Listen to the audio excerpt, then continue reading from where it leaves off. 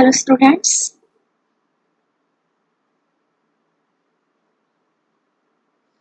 welcome to Fill and Form channel.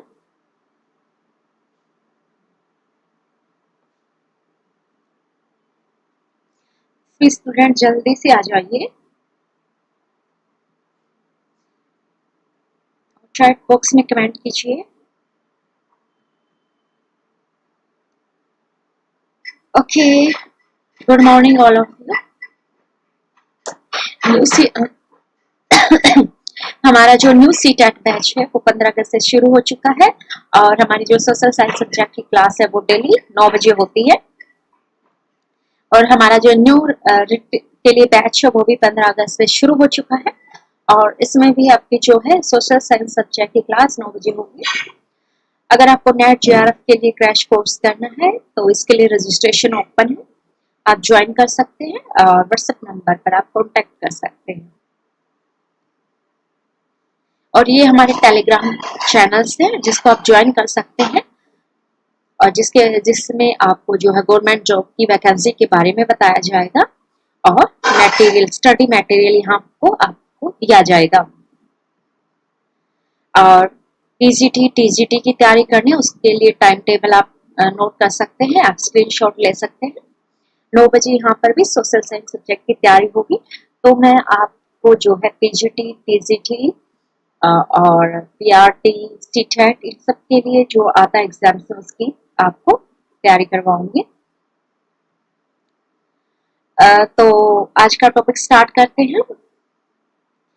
तो आज जो है मैं आपको ज्योग्राफी के इम्पोर्टेंट क्वेश्चन कराऊंगी जो कि जर्नल पेपर में भी पूछे जाते हैं और जो मेन एग्जाम्स होता है ज्योग्राफी का उसमें भी जो इम्पोर्टेंट है ये टॉपिक रहेगा. और टीजीटी सोशल साइंस सब्जेक्ट में भी ज्योग्राफी का टॉपिक होता है जिसमें ये आएगा. इम्पोर्टेंट टॉपिक आज मैं आपको करवाऊंगी. और आज जो मैं टॉपिक करवा रही हूँ वो है interior structure of earth. Interior structure of earth यानी पृथ्वी की आंतरिक संरचना. तो इससे इम्पोर्टेंट क्वेश्चंस आते हैं. और तो जो पृथ्वी की जो there are different types of layers in earth जिसको हम इंग्लिश में कहते हैं कोर कहते हैं, मेंटल कहते हैं, इंटरनल कोर, आउटर कोर, ये सब उनको हम crust, inner core, outer core के नाम से जानते हैं इंग्लिश में. और हिंदी में उनको पपड़ी, भारी कोर, भीतरी कोर इनके बारे में है.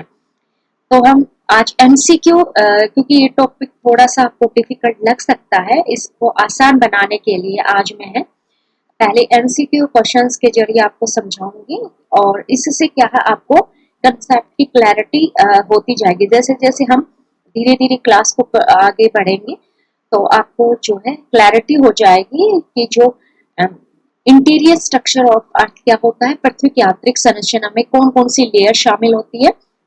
एग्जाम्स में कौन से पूछा जाता है कि पृथ्वी की ऊपरी लेयर को क्या कहते हैं, मिडिल की लेयर को क्या कहते हैं, सबसे नीचे जो लेयर होती है उसको क्या कहते हैं, फिर जो भूकंप आता है उसको किससे मापते हैं. तो इस तरीके से क्वेश्चंस जो एग्जाम्स में पूछे जाते हैं हम आज उनको देखेंगे. और मेरा जो कंटेंट है वो हिंदी और इंग्लिश दोनों में ही रहेगा. तो पृथ्वी के चुंबकीय क्षेत्र के लिए डैश जिम्मेवार है. ये हिंदी में है, इसे आच्छादन, ऑप्शन बी पपड़ी, सी भारी कोर, डी भीतरी कोर कहते हैं. तो इसका जो आंसर है वो भारी कोर आएगा. तो पृथ्वी के चुंबकीय क्षेत्र के लिए भारी कोर है वो जिम्मेवार है. तो इसका जो इसको हम देखेंगे आगे कि भारी कोर पृथ्वी की जो एक लेयर होती है उसका नाम है एक भारी कोर कहलाती है वो. जब हम आगे स्लाइड्स में देखेंगे कि भारी कोर को डिटेल में इसके बारे में मैं आपको बताऊंगी कि ये भारी कोर होती क्या है. तो पहले क्वेश्चंस पढ़िए कि पृथ्वी के चुंबकीय क्षेत्र के लिए जो है वो भारी कोर जिम्मेवार होती है. अब इसी क्वेश्चंस को हम इंग्लिश में देखते हैं कि dash is responsible for earth's magnetic field. तो ऑप्शन ए है mantle, option B crust, C outer core और डी इनर कोर। तो this are the layers of earth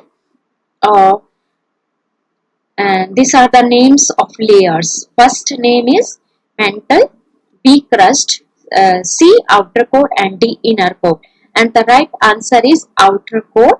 The outer core is responsible for Earth's magnetic field. So right answer is option C outer core.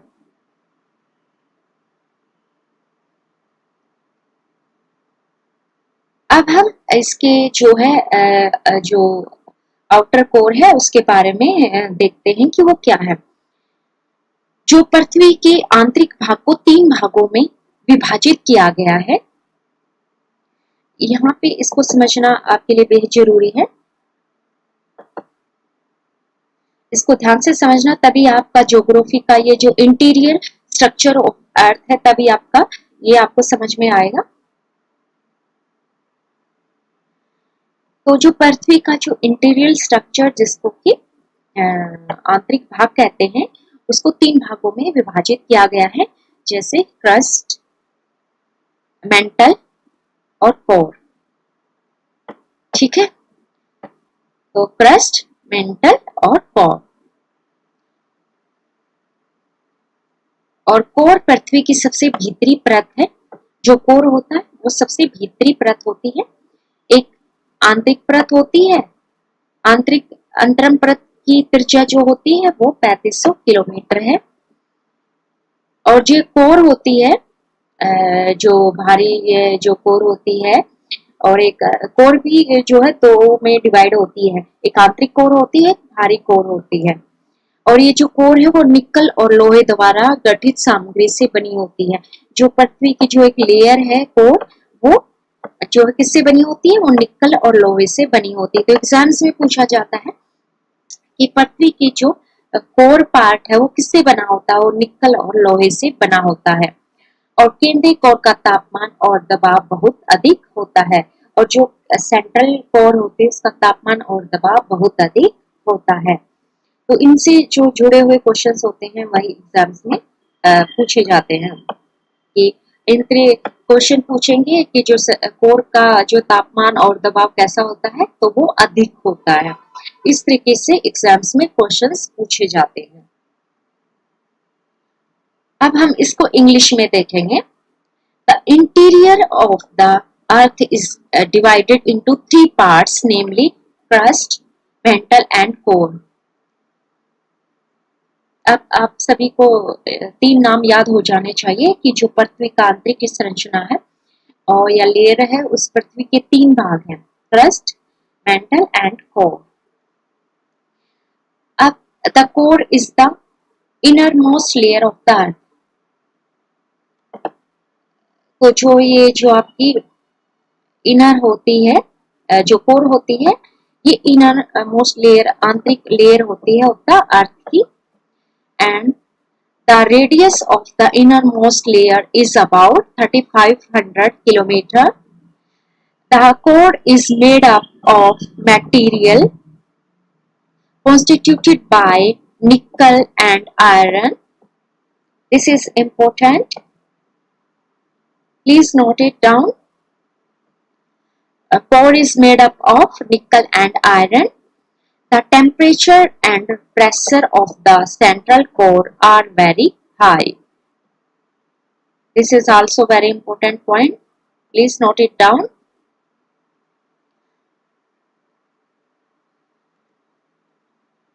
अब हमने पढ़ा था पृथ्वी के 3 parts होते हैं, mental, crust and core. और core को भी आगे 2 परतों में विभाजित किया गया है, जिसे भारी कोर और आंतरिक कोर कहा जाता है। पृथ्वी का भारी कोर तरल अवस्था में है। जो भारी कोर है वो तरल अवस्था में है। तो एग्जाम्स में क्वेश्चंस आएगा कि पृथ्वी का भारी कोर वो किस अवस्था में, वो तरल में है। और आंतरिक जो कोर है वो ठोस अवस्था में है।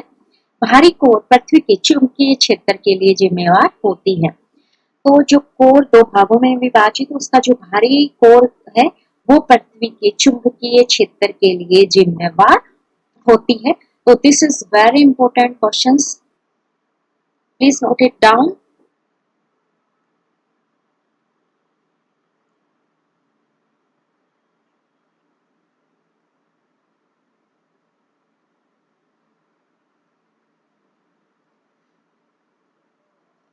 Okay,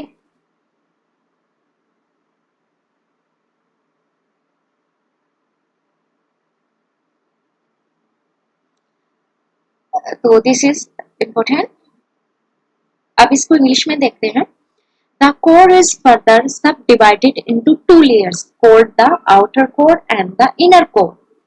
The outer core of the earth is in a liquid state and the inner core is in solid state. The outer core is responsible for the earth's magnetic field.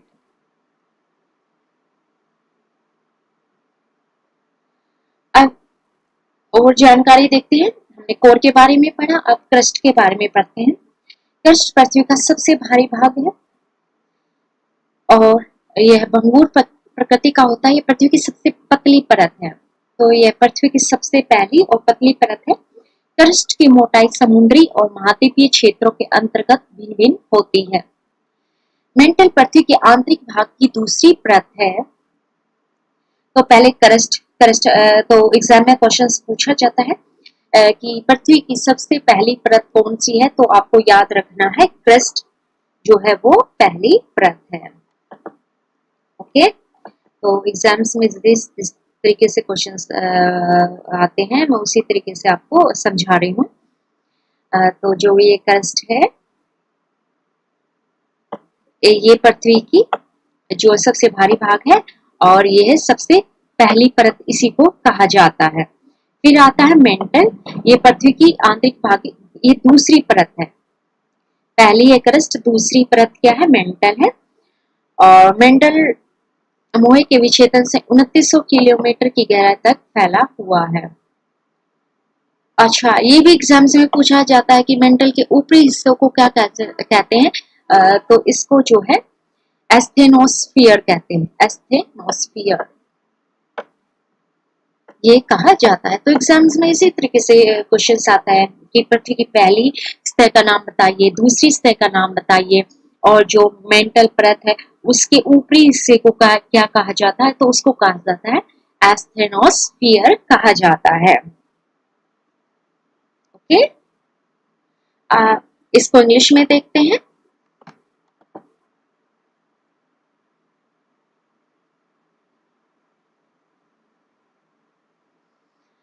The crust is the outermost of the earth. It is brittle in nature. It is the thinnest layer of the earth. The thickness of the crust varies under the oceanic and continental areas. Now, second layer is called mantle. The mantle extends from Mohs discontinuity to a depth of 2900 km. The upper portion of the mantle is called the asthenosphere. So this is very important. So here is three important question. One is Earth. First layer is called crust, and the second layer of the Earth is called mantle.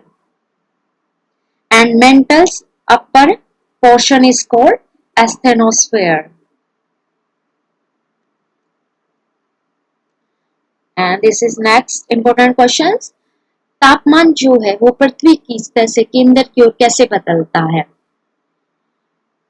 तो जो पृथ्वी के centre में जो तापमान वो क्या होता है, वो इंक्रीज होता है, बढ़ता है। तो इसका राइट आंसर है जो तापमान है पृथ्वी की सतह से केंद्र की ओर क्या है, तापमान वो बढ़ता हुआ जाता है। तो हम इसके पीछे रीजंस देखे थे, क्या वजह है कि पृथ्वी की सतह से केंद्र की ओर तापमान बढ़ता क्यों जाता है। पहले इसको इंग्लिश में देख लेते हैं, फिर समझेंगे कि क्या रीजन है कि टेम्परेचर इंक्रीज होता है।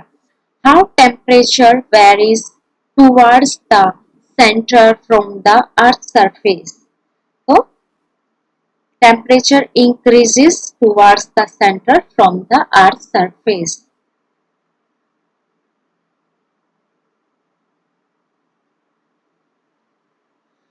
तो अब हम इसको समझते हैं कि तापमान जो है क्यों इंक्रीज होता है। गहराई में वृद्धि के साथ तापमान में वृद्धि खानों और गहरे कुओं में देखी गई है।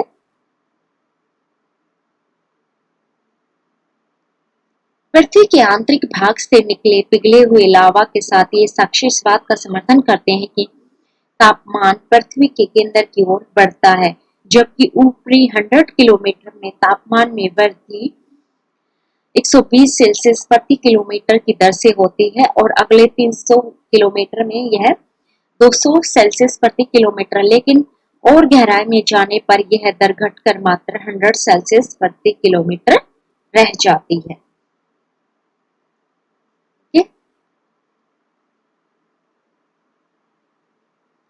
यह माना जाता है कि सतह के नीचे के तापमान में वृद्धि की दर केंद्र की ओर घट रही है। तापमान हमेशा पृथ्वी की सतह से केंद्र की ओर बढ़ता जाता है। केंद्र में तापमान देखिए इतना होता है। केंद्र में तापमान, आपको यहाँ पे जो इम्पोर्टेंट पॉइंट है सिर्फ वो ये ध्यान रखना है कि जो केंद्र में तापमान, इसको आप याद रखेंगे तो एग्जाम में क्वेश्चन आप कभी नहीं भूलोगे। इतना जो टेम्परेचर होता है 30,000 सेल्सियस टू 50,000 सेल्सियस के बीच है, जो वो पृथ्वी का जो केंद्र में तापमान होता है वो 30,000 सेल्सियस टू 50,000 सेल्सियस के बीच होता है। और शायद यह उच्च दबाव की स्थिति में रासायनिक प्रतिक्रियाओं के कारण यह बहुत अधिक है। और क्या वजह है कि जो पृथ्वी के तापमान है वो सतह के केंद्र में ज्यादा होता है, क्योंकि उसमें जो रासायनिक प्रतिक्रिया होती है उच्च दबाव के कारण, उसके कारण यह बहुत अधिक होता है। तो इसका जो रीजन है वो इम्पोर्टेंट है कि उच्च दबाव के कारण, रासायनिक प्रतिक्रियाओं के कारण क्या है, यह बहुत अधिक होता है। अब हम let's see in English.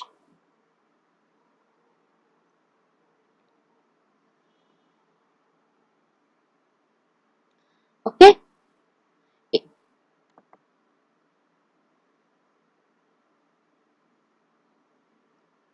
a rise in the temperature with an increase in depth is observed in mines and deep wells।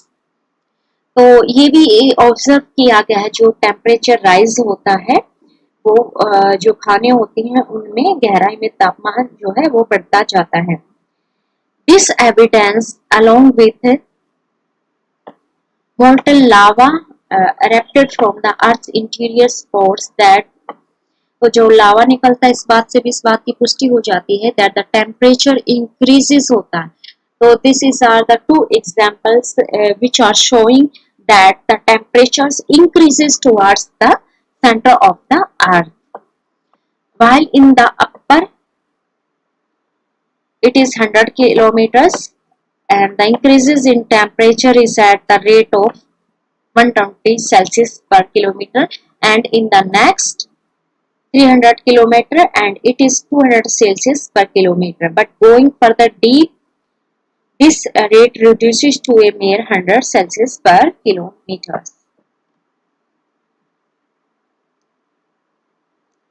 It is assumed that the rate of increase in the temperature beneath the surface is decreasing towards the center.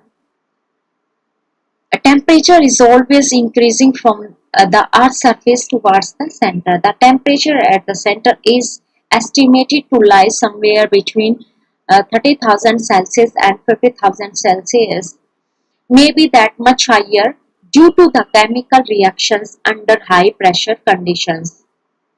So temperature increases in the center due to the chemical reactions and under high pressure conditions.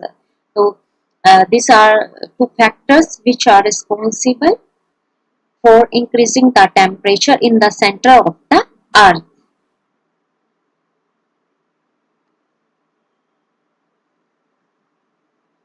Okay, this is also important questions. Bharat को कितने भूकंपीय क्षेत्रों में बांटा गया है? पहले 5 में बांटा गया था, लेकिन अब इसमें 4 क्षेत्रों को इंक्लूड किया गया है। तो इसमें ये जो है भारत को कितने भूकंप क्षेत्रों में बांटा गया है? तो इस the right answer is 4, option A. तो 4 इसको भूकंप क्षेत्रों में बांटा गया है। Let's see this question in English. India is divided into how many earthquake zones, जिसे हम सिस्मिक जोन्स भी कहते हैं। तो India is divided into 4 earthquake zones. अभी इसका हम जो है देखेंगे कि किस प्रकार से है जो भारत को वो 4 भूकंपीय क्षेत्रों में विभाजित किया गया है। ऐतिहासिक भूकंपीय गतिविधियों के आधार पर भारतीय मानक ब्यूरो ने भारत में क्षेत्रों को 4 भूकंपीय क्षेत्रों में बांटा है। तो दिस इज वेरी इंपॉर्टेंट।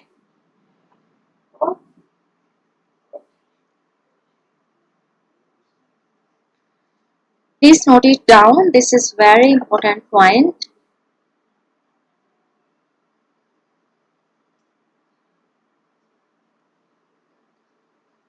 तो किस आधार पर बांटा गया है? भूकंपीय गतिविधि के आधार पर ही इसको जो है भारतीय मानक ब्यूरो ने इसको जो है 4 क्षेत्रों में विभाजित किया है और इनके नाम है 2nd, 3rd, 4th and 6th।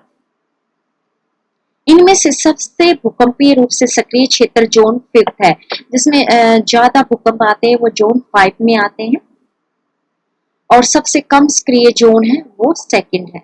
तो ये क्वेश्चन इंपोर्टेंट है, एग्जाम्स में पूछा गया है कि सबसे भूकंपीय रूप से सक्रिय क्षेत्र वो जोन 5th है, 5वां है, और जो सबसे कम सक्रिय है वो दूसरा है। भारतीय उपमहाद्वीप पर विनाशकारी भूकंपों का इतिहास रहा है। भूकंप की उच्च आवृत्ति और गंभीरता का कारण यह है कि भारतीय जो प्लेट है लगभग वो 47 मिमी पर वर्ष की दर से एशिया की ओर बढ़ रही है। तो जो भारतीय प्लेट है वो एशिया की ओर बढ़ रही है और वो है, इसकी रफ्तार क्या है, 47 मिमी। तो इस रफ्तार की वजह से क्या है, भारत में ज्यादा भूकंप आ रहे हैं। तो इसका रीजन भी नोट डाउन कर लीजिए कि क्या वजह है कि ज्यादा भूकंप भारत में आते हैं। सबसे ज्यादा सक्रिय क्षेत्र जोन 5वां है और सबसे कम सक्रिय जोन दूसरा है। और भूकंपीय गतिविधियों के आधार पर 4 क्षेत्रों को बांटा गया है। भारत के भूगर्भीय आंकड़े बताते हैं कि लगभग 54% भूमि भूकंप से ग्रस्त है। विश्व बैंक और संयुक्त राष्ट्र के शोध का अनुमान है कि 2050 तक भारत में लगभग 200 मिलियन शहरी निवासी जो लोग हैं, शहरों में रहते हैं, वो तूफान और भूकंप की चपेट में आ जाएंगे।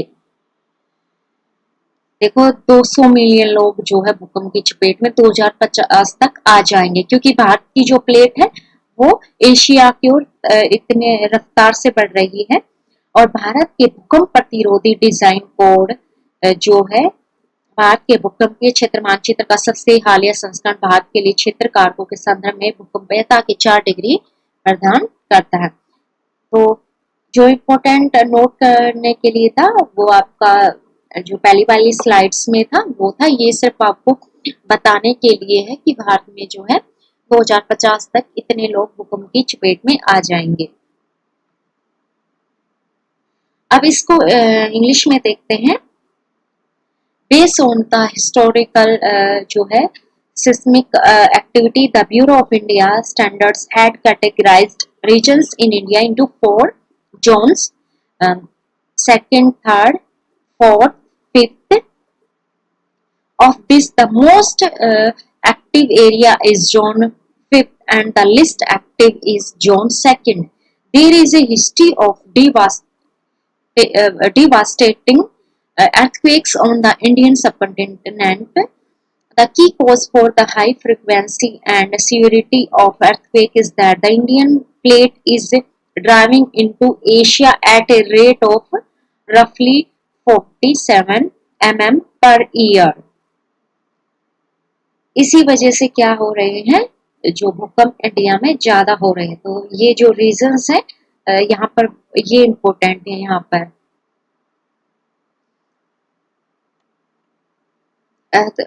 हाईलाइट कर रही हूँ, आप उस पॉइंट को नोट कर लीजिए.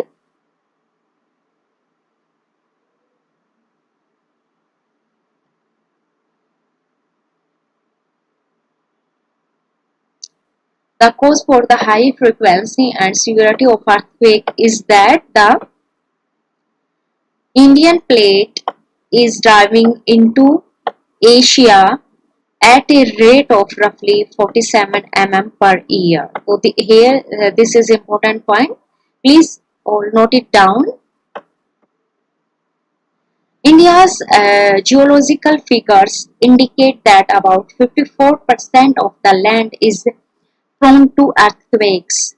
Research by the World Bank and the United Nations predicts that by 2050 about 200 million urban dwellers in India will be vulnerable to storms and earthquakes.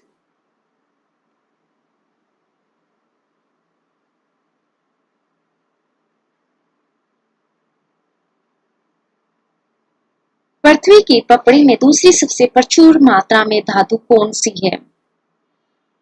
तो इसमें लोहा है. राइट आंसर इज लोहा. इंग्लिश में देखते हैं इसको.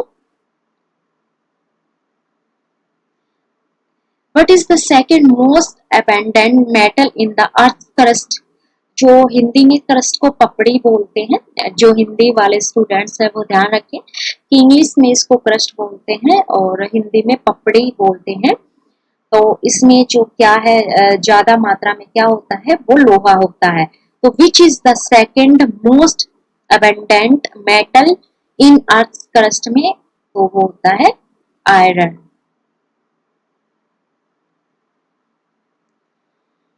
पृथ्वी की पपड़ी में लोहा दूसरी सबसे प्रचुर मात्रा में धातु होती है. लोहा और निकल होता है क्रस्ट में.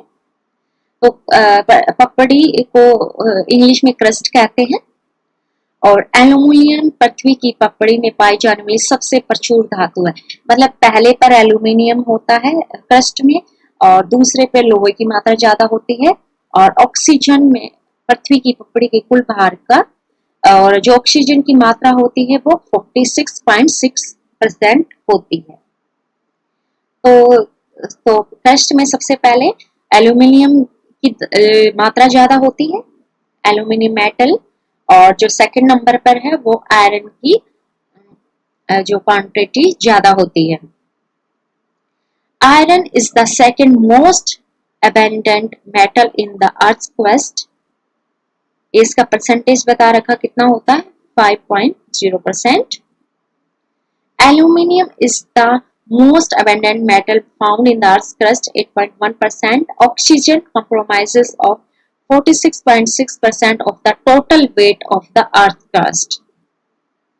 तो और ऑक्सीजन का जो है परसेंटेज वो टोटल क्रस्ट के भार का इतना होता है, 46.6%. जो क्रस्ट में जो जो धातु शामिल होती हैं उनका यहाँ पे जो है प्रतिशत दिया हुआ है.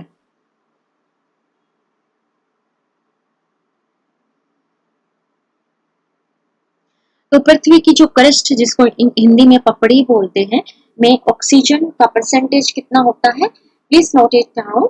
46.6%, silicon 27.7%, aluminium 8.1%, iron 5.0%, calcium 3.6%, sodium 2.8%, potassium 2.6%, magnesium 2.1%, and others metals are 1.5%. तो क्वेश्चन आ सकता है कि सबसे ज्यादा एल्यूमिनियम 8.1%, आयरन 5.0%, इस तरीके से उसमें क्वांटिटी होती है।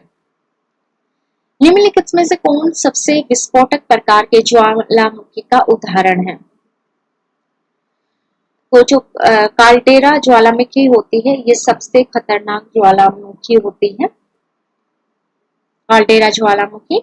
और ये अन्य प्रकार की ज्वालामुखी के टाइप है शिल्ड ज्वालामुखी, बार्ड बेसाल्ट ज्वालामुखी, काल्डेरा ज्वालामुखी एंड सिंडर कोन ज्वालामुखी। तो this are the types of ज्वालामुखी। और यहाँ पे जो सबसे डेंजरस होती है वो होती है caldera Jwalamukhi. Which of the following is an example of the most explosive type of volcano? तो वोल्केनो का एग्जाम्पल यहाँ पे है ऑप्शन सी, कैल्डेरास वोल्केनोस।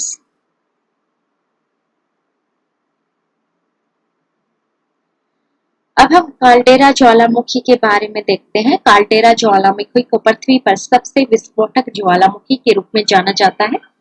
जब वे फटते हैं तो वे किसी भी संरचना का निर्माण करने के बजाय खुद को गिराने के लिए इच्छुक होते हैं। गिरे हुए अवसादों को काल्डेरा के रूप में जाना जाता है, मतलब इससे कोई नई संरचना का निर्माण नहीं होता है।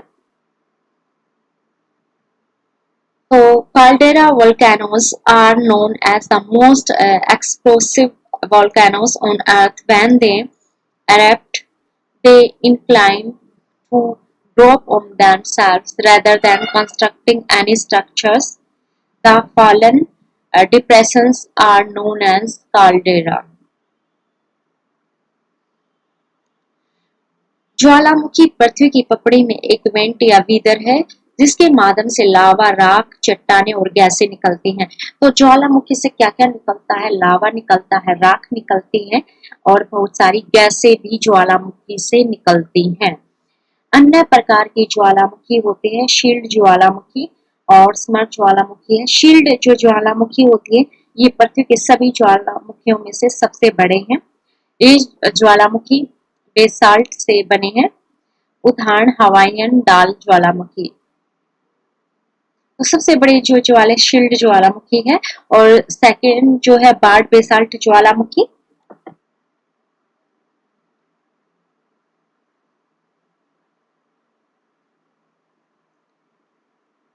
तो जो ये बार्ड बेसाल्ट ज्वालामुखी होती है ये अत्यधिक तरल लावा का निर्वहन करते हैं जो लंबी दूरी तक बहते हैं।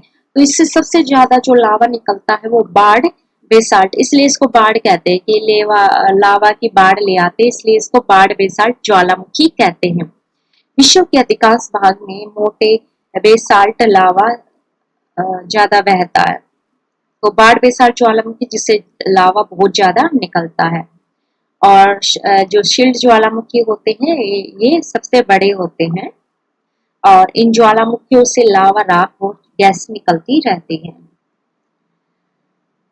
Let's see in English.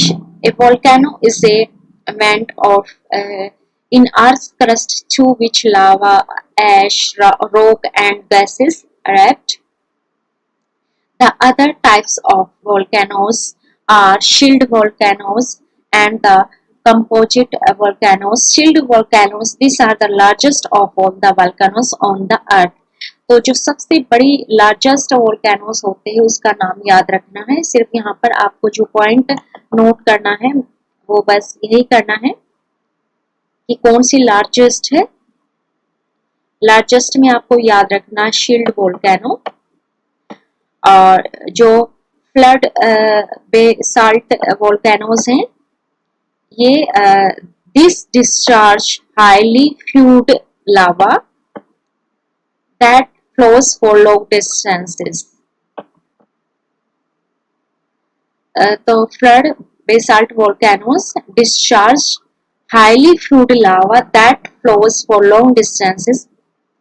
Most parts of the world are covered by thick basalt lava flows.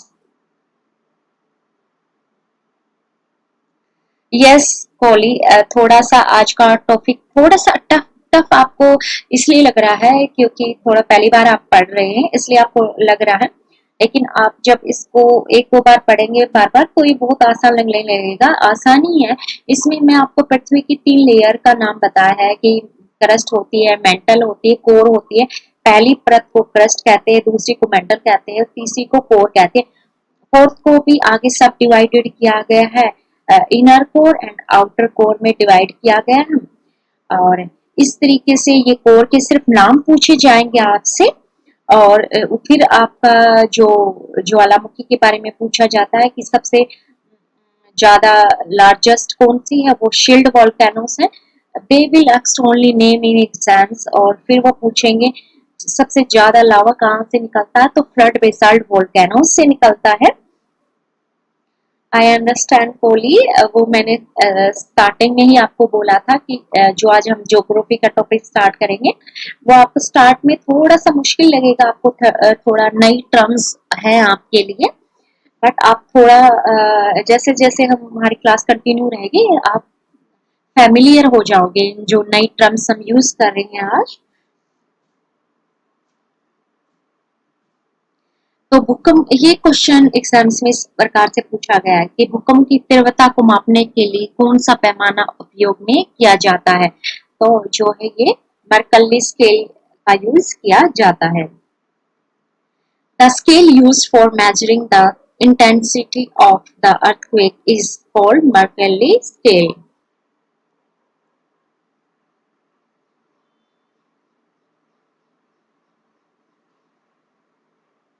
तो इस प्रकार, इसलिए मैंने आपको जो है वो पहले एमसीक्यू क्वेश्चंस के जरिए आपको मैं कंसेप्ट समझा रही हूँ। अगर मैं आपको सीधा कंसेप्ट करवा देती और क्वेश्चन इसमें इंक्लूड नहीं करती तो आपको ये वो भी जो है डिफिकल्ट लगता। The scale used for measuring the intensity of the earthquake is called Mercalli scale. तो भूकंप की जो तीव्रता होती है वो मर्कल्ली स्केल द्वारा मापी जाती है। इसका नाम इटली के भूकंप विज्ञानी मर्कल्ली के नाम पर रखा गया है। यह भूकंप के दौरान निकलने वाली ऊर्जा को मापता है। तीव्रता का पैमाना घटना से होने वाली दृश्य को ध्यान में रखता है। तीव्रता पैमाने की सीमा 1 से 12 होती है। The intensity of the earthquake is measured by Mercalli scale. It is named after Mercalli, an Italian seismologist. It measures the energy released during the earthquake. The intensity scale takes into account the visible damage caused by the event. So, Mercalli scale takes into account the visible damage caused by the event. The range of intensity scale is from 1 to 12.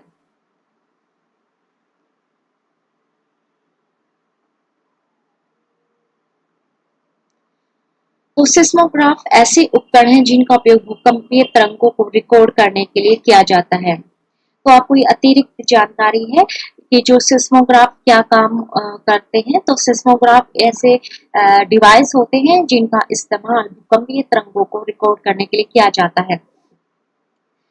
भूकंपीय जो तरंगें भूकंप से होने वाले कंपन है जो पृथ्वी के माध्यम से यात्रा करते हैं। भूकंप से संबंधित वैज्ञानिक के आधार पर भारत में 4 भूकंपीय क्षेत्र है जो हमने पहले डिस्कस कर चुके हैं।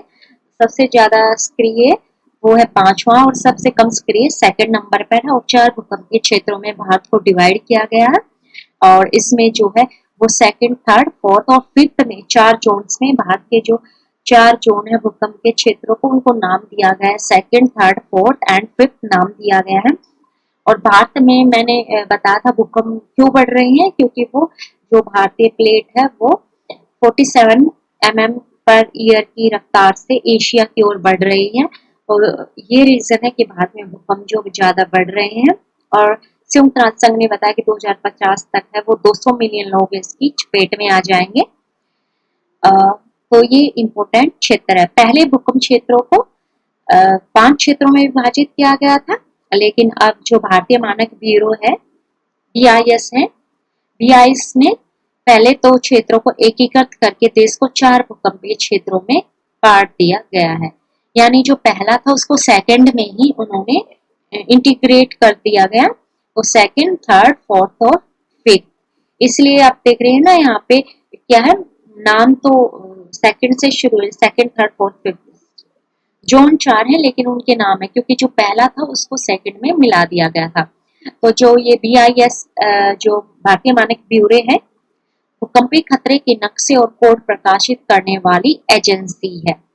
तो ये भी इम्पोर्टेंट पूछा जाता है कि जो भूकंप आता है तो उनके नक्शे और कोड कौन प्रकाशित करता है, वो करता है BIS, BIS भारतीय मानक ब्यूरो।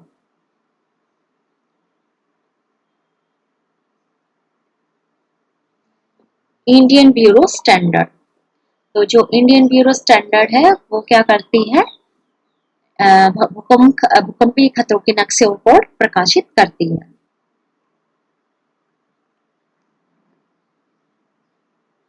रिएक्टर पैमाने भूकंप की घटनाओं को या तो झटके की तीव्रता या तीव्रता के अनुसार मापा जाता है। तो जो भूकंप के घटना झटकों की तीव्रता को मापा जाता है रिएक्टर पैमाने पर। परिमाण निरपेक्ष संख्या 0 से 10 में व्यक्त किया जाता है। भूकंप की शक्ति को जो मतलब कितनी पावर है उसमें, उसको रिएक्टर स्केल पर मापा जाता है। इसे रिएक्टर परिमाण पैमाने के रूप में जाना जाता है। रिएक्टर का इस्तेमाल 1935 में चार्ल्स एफ रिएक्टर द्वारा किया गया था। तो सिस्मोग्राफ्स, this is important points. Seismographs are instruments used to record seismic waves. Seismic waves are the vibrations from the earthquake that travel through the earth. There are 4 seismic zones: second, third, fourth, and fifth. Fifth one is very active zone and second one is a less active zone. In India, based on the scientific inputs relating to seismicity, previously earthquake zones were divided into 5 zones with respect to the severity of the earthquakes, but the Bureau of Indian Standards (BIS) grouped the country into 4 seismic zones by unifying the first 2 zones. So please note it down. This is important questions. So seismograph are instrument which are used to record waves, and there are 4 zones: second, third, fifth, fourth, and fifth. Fifth one is very active zone, and second one is very less active zone.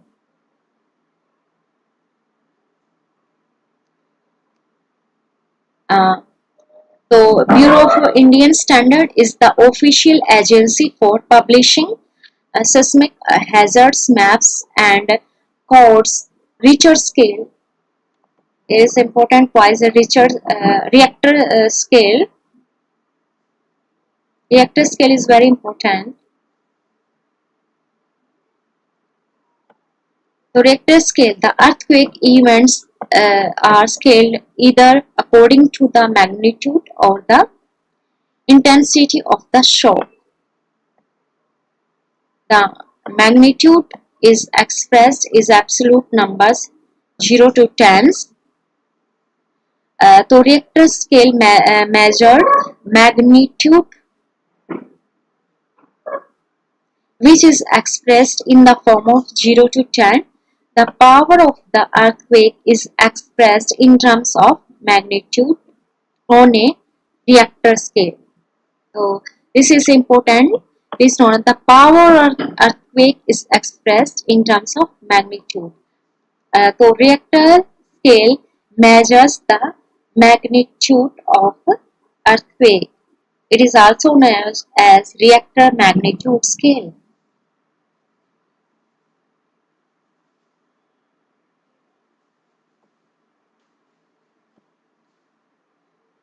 reactor magnitude scale.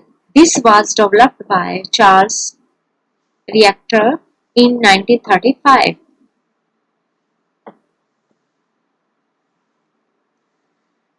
So magnitude of the magnitude of earthquake is measured in terms of is measured by the reactor scale, and the intensity of earthquake is measured by Mercalli scales. So Mercalli scale and reactor scales, these are two important scales which are used to measure the intensity and magnitude of earthquake.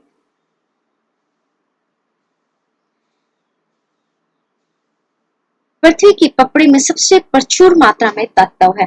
देखो, जो मैंने पहले questions बताया था उसमें जो options दिए गए थे उसके आधार पर वहां पर उसमें जो था लोहा की मात्रा ज्यादा थी, तो आपको ऑप्शंस देखने पड़ेंगे। जो क्रस्ट में सबसे प्रचुर मात्रा में क्या होता है, मैंने आपको एक स्लाइड्स में नोट डाउन करने का बोला था कि सबकी क्वांटिटी कितने परसेंट में होती है। जो ऑक्सीजन था उसका परसेंटेज सबसे ज्यादा था, 46.6% था, और इनका सिलिकॉन, नाइट्रोजन और लोहे का 5% था समथिंग। तो आप जो है उस स्लाइड्स का जो है स्क्रीनशॉट ले लीजिए, क्योंकि उससे जो है आपको पता चल जाएगा कि पृथ्वी की जो क्रस्ट लेयर होती है उसमें सिलिकॉन का कितना परसेंटेज होता है, नाइट्रोजन कितने परसेंट में होती है, ऑक्सीजन कितने परसेंट में होते हैं और लोहा कितने परसेंटेज में होता है। तो इस तरीके से क्वेश्चन पूछा जाता है, इसलिए आप उस जो स्लाइड्स मैंने आपको पहले दिखाई थी उसका स्क्रीनशॉट ले लेना। उसमें मैंने इंक्लूड किया हुआ है कि सिलिकॉन कितनी परसेंटेज मात्रा में होता है, नाइट्रोजन कितना होता है, ऑक्सीजन का हमने देखा था 40 जो 46.6% है।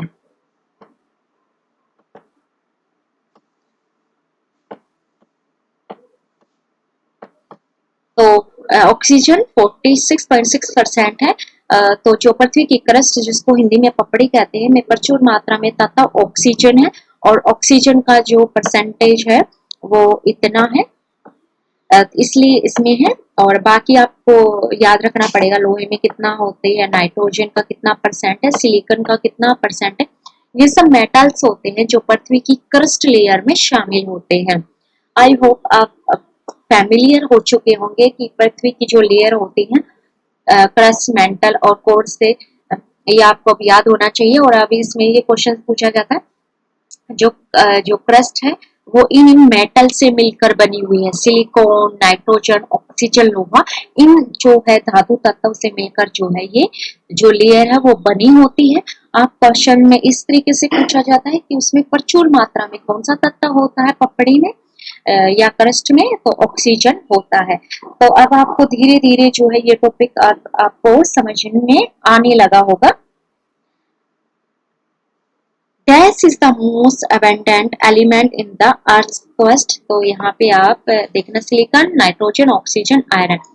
You have to see the options कि किस ऑप्शंस में क्या क्या शामिल किए गए हैं, क्योंकि वहां पे जो हमने पहले क्वेश्चंस पढ़ा था उसमें जो है लोहे, उन ऑप्शंस के हिसाब से वहां पर जो प्रचुर मात्रा में जो धातु अवेलेबल थी वहां पर उसका आंसर आयरन, लोहा था।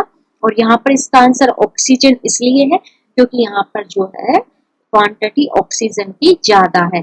तो dash is the most abundant element in the earth crust is oxygen. तो पृथ्वी की पपड़ी में ऑक्सीजन सबसे प्रचुर तत्व है। ऑक्सीजन नामक ग्रीक ऑक्सीजन से आया है जिसका अर्थ एसिड बनाने वाला होता है। ऑक्सीजन ये ग्रीक वर्ड है, ऑक्सी प्लस जी, और जिसका अर्थ एसिड बनाने वाला होता है। ऑक्सीजन की जो खोज है वो इंग्लैंड के विल्टशायर में जोसेफ प्रिस्टली ने की थी। तो ये आप अतिरिक्त जानकारी है जो आप जानना चाहे तो ऑक्सीजन की खोज इसमें इंग्लैंड के विल्टशायर में जगह का नाम है, और किस व्यक्ति ने की थी, जोसेफ प्रिस्टली ने की थी। और संतृप्त रूप से स्वीडन के उपसाला में कार्ल विल्हेम स्टिले ने की थी। ठीक है, तो ये दो व्यक्तियों के नाम शामिल है जिसने कि ऑक्सीजन तत्व की पहचान की थी। ऑक्सीजन एक रासायनिक तत्व है जिसका प्रतीक O है। तो ऑक्सीजन को पता ही इसको, और परमाणु क्रमांक इसका 8 है। Oxygen is the most abundant element in Earth's crust. The name oxygen comes from the Greek oxygen, meaning acid forming. Oxygen was discovered by Joseph Priestley in Wiltshire, England, and independently by Carl Wilhelm Scheele in Uppsala, Sweden. Oxygen is the chemical element with the symbol O and atomic number is 8. So oxygen is chemical element which is identified with the symbol O and atomic number is 8. पृथ्वी की त्रिज्या कितनी है? तो ये है, ये तो direct आपको याद रखना होगा, जो है 6371 किलोमीटर है। पृथ्वी की त्रिज्या 6371 किलोमीटर है। तो what is the radius of earth is, तो ये है 6371 किलोमीटर।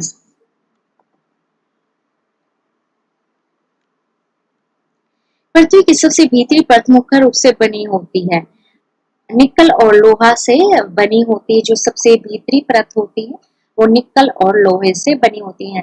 तो हम यहाँ पृथ्वी की लेयर्स के बारे में बात कर रहे हो कि किन किन मेटल से बनी हुई है। तो सबसे भीतरी परत जो है वो निकल और लोहे से बनी होती है। The innermost layer of the earth is mainly made up of निकल एंड आयरन। और सबसे भीतरी परत कोर है। तो क्वेश्चंस इस तरीके से भी पूछा जा सकता है, जो कोर है सबसे भीतरी परत कौन सी कोर है, और कोर किससे बनी हो, निकल और आयरन से बनी हुई है।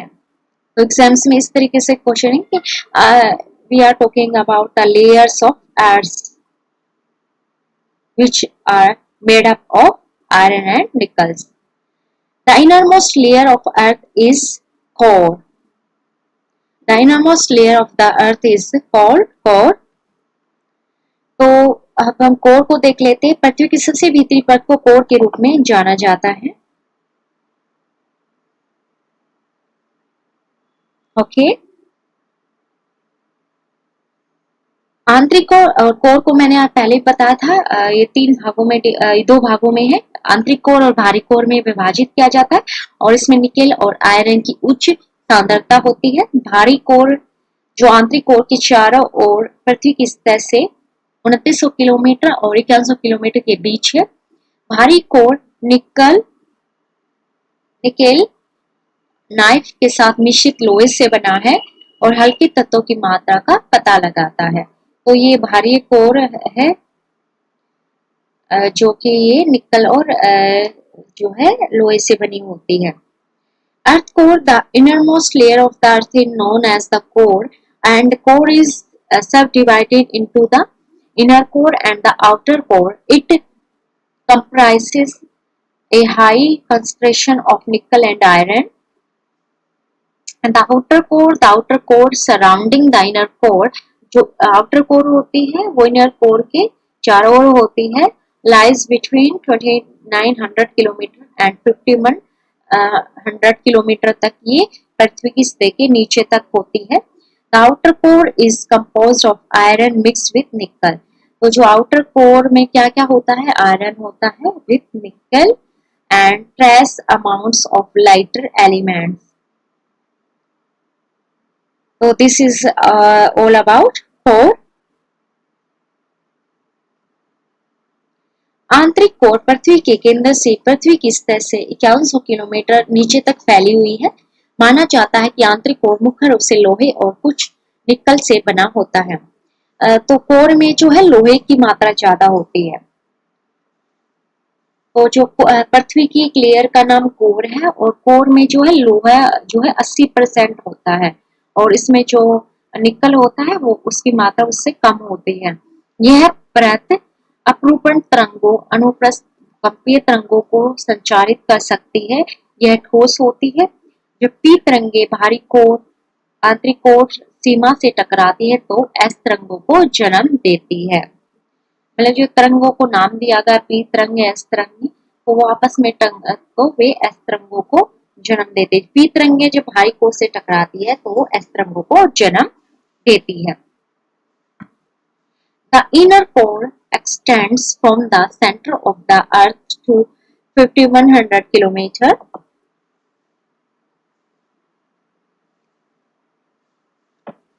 Below the earth's surface, the inner core is believed to be composed primarily of iron 80%. तो एग्जाम्स में क्वेश्चंस आए कि जो कोर होती है उसमें आयरन जो है 80% होता है and some nickel. Since this layer can transmit shear waves, it is solid. When P waves, तो जो भूकंपीय तरंगे होती हैं उनको नाम दिया जाता है when P waves strike the outer core inner core boundary, they give rise to S waves. अब और इसके बारे में जानकारी प्राप्त करते हैं। जो मेंटल है पृथ्वी का सबसे छोटा भाग भी है। इसकी मोटाई पूछ सकते हैं 2900 किलोमीटर है। जो पृथ्वी की पहली परत को मेंटल जो दूसरी परत है पृथ्वी की जो दूसरी परत है उसको मेंटल कहते हैं। पहली क्रस्ट है दूसरी मेंटल परत है। तो हम उसकी दूसरी परत मेंटल के बारे में यहाँ जानकारी है कि ये सबसे छोटा भाग होता है और ये अर्ध पिघली हुई चट्टान से बना होता है। तो जो ये मेटल लेयर है किससे बनी होती है? ये चट्टान से बनी होती है जिसे मैग्मा के नाम से भी जाना जाता है। इससे यह बनी होती है और मेटल के ऊपरी हिस्से में चट्टान सख्त होती है लेकिन नीचे की चट्टान नरम होती है। यानी जो मेटल है जो पृथ्वी की दूसरी लेयर है उसको मेटल कहते हैं और वो चट्टानों से बनी होती है। मेटल सीधे सीमा के नीचे स्थित है। क्रस्ट भारी परत है जहां हम रहते हैं। जहां हम पृथ्वी के ऊपरी स्तर पर रहते हैं उसको क्रस्ट कहते हैं और मोटाई 0 से 60 किलोमीटर है। यह ठोस चट्टान की परत है जिसे दो प्रकार में विभाजित किया गया है। महाद्वीपीय क्रस्ट और जो भूमि को कवर करता है और समुद्री क्रस्ट जो पानी को कवर करता है। ठीक है, अब आपको समझ में आ रहा है जो जहाँ पर हम मनुष्य हम रहते हैं जो हम रहते हैं पृथ्वी के ऊपरी हिस्से को उसको क्रस्ट कहते हैं। तो यहाँ पे जो है आपको अब स्पष्ट हो जाएगा इस टॉपिक में कि ये किसके बारे में था। तो ये क्वेश्चन था यहाँ पर। जो मेंटल है वो सीधे जो मेंटल है वो दूसरी परत है लेकिन जहाँ मनुष्य हम रह रहे हैं इसको बोलते हैं क्रस्ट, हिंदी में बोलते हैं पपड़ी। और इसकी जो मोटाई है वो 0 से 60 किलोमीटर है और इसमें भी दो भाग होते हैं। जो भूमि का भाग होता है उसे महाद्वीपीय क्रस्ट कह देते हैं और जहाँ पर पानी समुद्र है उसको समुद्री क्रस्ट कहते हैं जिसमें पानी को कवर करती है। सीमा पृथ्वी की पपड़ी की निचली परत के लिए एक प्राचीन मिश्रित शब्द है और जो एक सीमा शब्द यूज किया जाता है जो कि क्रस्ट के नीचे ही आता है। यह परत मैग्नीशियम सिलिकेट खनिजों से भरपूर चट्टानों से बनी और जो ये सीमा क्रस्ट है यह मैग्नीशियम और सिलिकेट से बनी हुई होती है। अब इसको इंग्लिश में देख लेते हैं। The metal is the widest section of the earth. Its thickness is 2900 kilometer. The metal is mainly made up of semi-molten rock known as magma. तो इसे मैग्मा भी कहते हैं मेटल को जिससे बनी होती है। And the rock is hard in the upper part of the metal, but lower down the rock is softer and begins to melt. The mantle is located directly under the sigma. The crust is the outer layer where we live. The thickness is around 0 to 60 km. It is a solid rock layer divided into two types. So continental crust covers. तो जो crust भी है, there are two parts of crust. First one is continental crust that covers land and ocean crust that covers water. And the seama is an antiquated blended term for the lower layer of the crust. तो sima जो है यहाँ पे SIM में तो ये जो crust होती है उसका लोअर पार्ट होता है उसको कहते हैं। And this layer is made of rocks rich in magnesium silicate minerals. तो जो यह सीमा होती है, ये क्रस्ट होती है, उसके नीचे के भाग को कहते हैं। तो आपको थोड़ा समझा देती हूँ। देखो,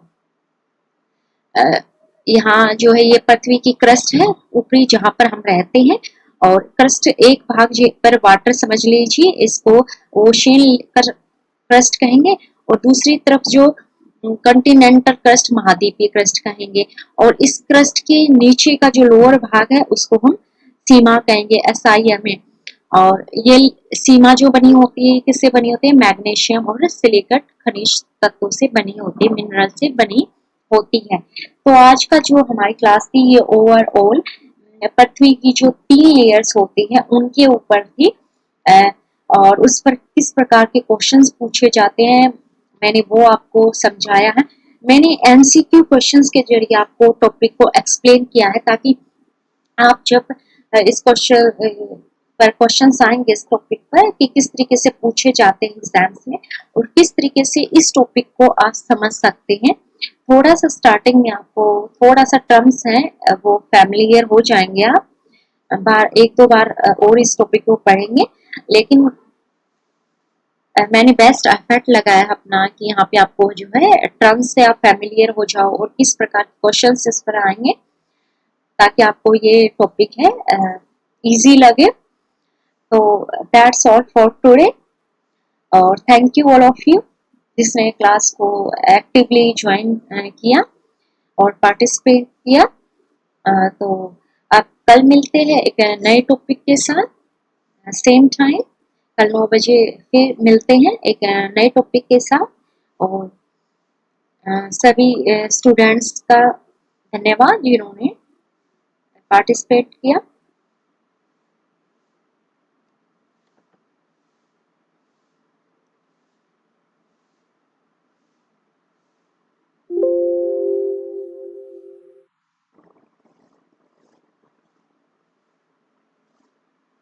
और चैनल को लाइक कीजिए, शेयर कीजिए चैनल्स को, और सब्सक्राइब